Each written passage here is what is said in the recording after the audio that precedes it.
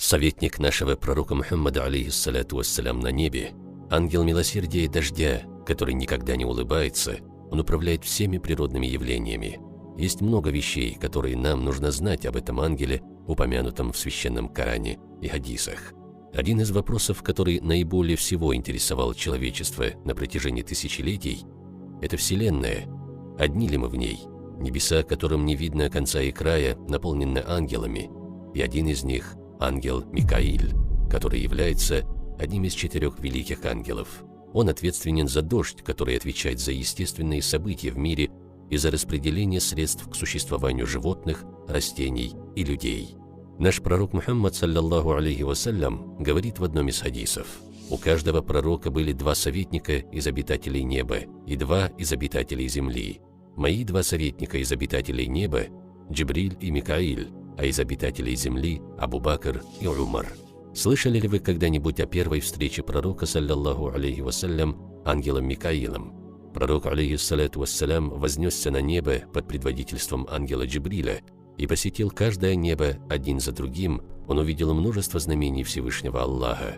Ему были показаны рай и ад. Когда он достиг 6-го неба, он впервые встретил пророка Мусу, мир ему. По одной из версий, после разговора с Мусой, наш пророк, алейхиссаляту вассалям, продолжил путешествие и встретился с ангелом Микаилем. Прямо перед ним стояли гигантские весы.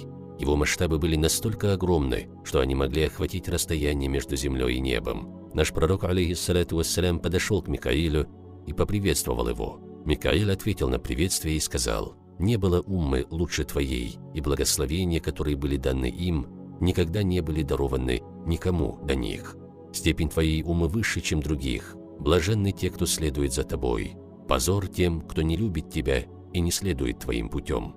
Рядом с Микаилем было так много ангелов, что их было трудно сосчитать. Эти ангелы, служившие под предводительством Микаиля, также обратились к нашему пророку, алейхиссаляту вассалям, и сказали ему: «Мы посылаем тебе благословение и приветствие. Когда бы не выпал дождь или снег 1000 лет назад при сотворении пророка Адама, и до сих пор за каждую каплю был ответственен отдельный ангел.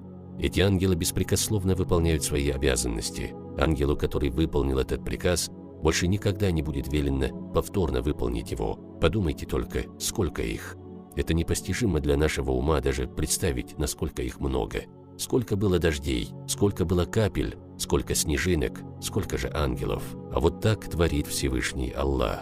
Наш пророк, алейхиссаляту вассалям, спрашивал у Джибриля, мир ему: «О Джибриль, можешь ли ты сказать мне, почему Микаиль никогда не улыбается?»